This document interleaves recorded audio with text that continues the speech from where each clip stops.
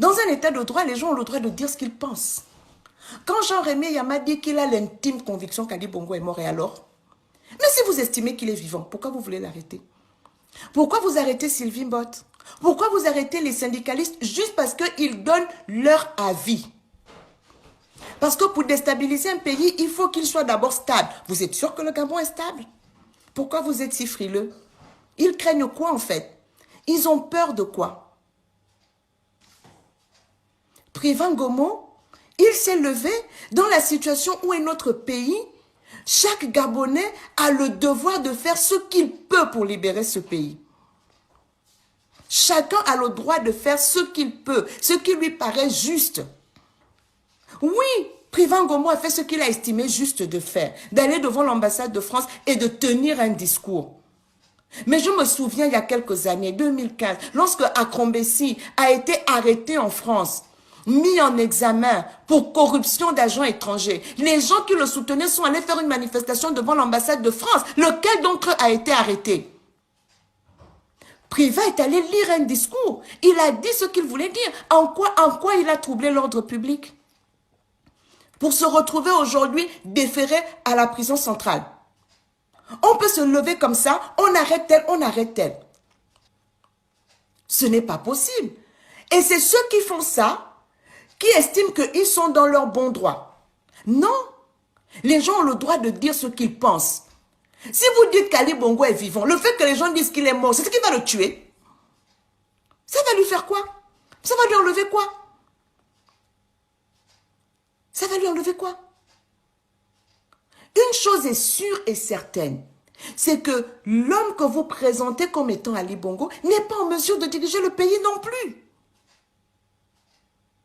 Ce monsieur est complètement diminué.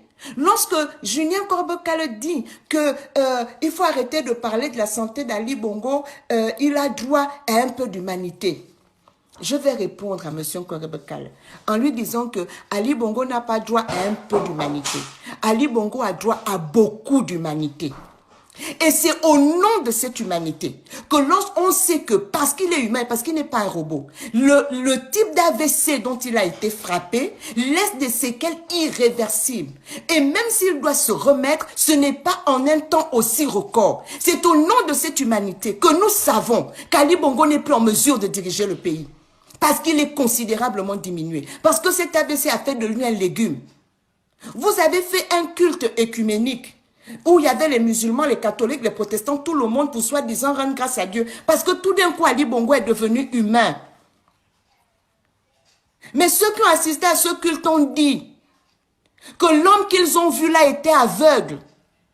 Le culte a duré 1 heure parce qu'Ali Bongo est incapable de s'asseoir plus d'1 heure sur une chaise. Et que pour se lever, il fallait qu'il soit poussé par son aide de camp. Quand il est arrivé, il ne voyait pas. Il a failli aller embrasser la femme de Biangema parce qu'il est aveugle. Oui, l'humanité que vous voulez développer à sens unique. Cette humanité-là veut que quand un individu est aussi diminué qu'Ali Bongo est, quand on est humain, on le laisse aller se soigner. On le laisse s'occuper de sa santé. On ne l'exhibe pas comme une bête de foire aux yeux du monde entier. Parce qu'Ali Bongo ne fait pas beau à voir. Il est pathétique. Il est malheureux. Avant, il n'était pas beau. Il est encore moins maintenant. Il a une jambe en moins. Laissez-le se reposer au nom de l'humanité. Parce que ceux qui ont été tués le 31 août, dans la rue, au quartier général de Champigny, ceux qui ont été tués les jours d'après, n'étaient-ils pas humains non plus? N'ont-ils pas droit à un minimum d'humanité? Ces Gabonais qui sont soumis à la souffrance extrême, qui sont soumis à la misère, ne sont-ils pas humains? Que je dis qu'il doit aller se reposer. Il doit quitter le pouvoir. Non seulement il usurpe ce pouvoir, il y est de façon illégitime. Et aujourd'hui, il n'est plus capable de l'assumer parce que physiquement diminué, intellectuellement diminué. Il a perdu plus de 60% de ses capacités intellectuelles. Nous tous, on le sait, on a fait l'école. Il nous demande d'avoir compassion. Mais compatir signifie participer à la souffrance d'autrui. Mais d'un côté, vous dites qu'Ali Bongo ne souffre pas et vous parlez de quelle compassion puisqu'il ne souffre pas. Vous croyez que moi, si aujourd'hui quelqu'un raconte que Laurence Dong est morte, mais je suis vivante, je fais ma vie, moi, où est mon problème là-dedans? Pourquoi vous arrêtez les gens simplement parce que les gens disent qu'Ali Bongo est mort? On est dans... et vous voulez faire croire que le Gabon est un pays de droit? Et vous pensez vraiment que notre génération, vous allez nous museler? Vous pensez que quand Priva s'est levé, Priva ne savait pas qu'il serait arrêté? La preuve, c'est qu'il s'est rendu lui-même. Ce n'est pas vous qui êtes allé le chercher. Parce que nous sommes des hommes et des femmes. Nous sommes des humains. Et nous tenons à notre dignité en tant qu'humains. Et c'est au nom de cette dignité que nous tenons à ce que notre souveraineté soit respectée. Que nous tenons à ce que nos droits soient respectés. Que nous tenons à ce que notre pays soit géré autrement que ce que vous êtes en train de faire. C'est au nom de cette humanité que vous n'avez pas. Parce que ceux qui sont inhumains, c'est vous. Ali Bongo a fait au moins 2 AVC. Ceux qui sont inhumains, c'est ceux qui le font asseoir dans une voiture et on le promène dans la ville comme un pantin. Qui vous a dit que ce qu'on attend d'un chef d'État, c'est qu'on le balade partout dans la rue? C'est ça la fonction du chef d'État? Qu'on le voit dans des vidéos muettes où il montre le doigt? C'est ça la fonction d'un chef d'État? Qu'on le voit se parader dans les voitures? C'est ça la fonction d'un chef d'État?